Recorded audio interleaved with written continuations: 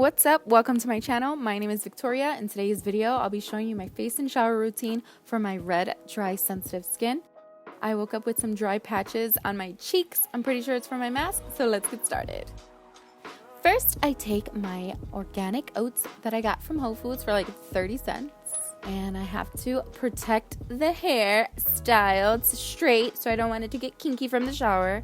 So I'm going to grab my special hair towel that I always use for my shower routine to protect my straight hair, and my magic eraser, little makeup headband, and that's it. I grab my shower scrub rag, my lavender soap, my L'Occitane shower oil in almond, and this awesome Acne foaming wash. I use it on my butt and my arms. It's awesome. Okay, so in the shower I use the foaming face cleanser, but outside the shower I'm going to do the scrub, and I'm using the hydrating cleanser for this exfoliant.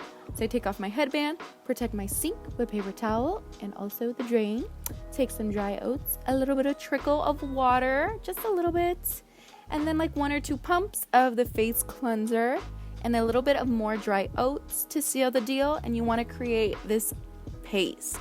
It is so amazing. It feels so good. This is the most natural exfoliant that I do to myself. I can't use other exfoliants, only chemical. And yeah, so this is my hair out the shower.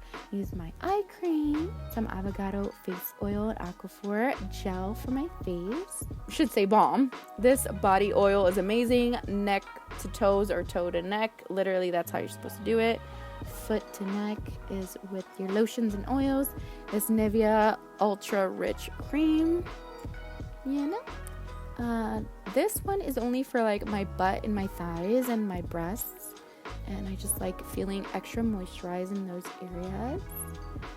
And then I take my foot cream and grapefruit, also moisture rich, and then my Victoria's Secret Amber Romance, a little spray, and that's it. Thanks so much for watching, guys. Bye.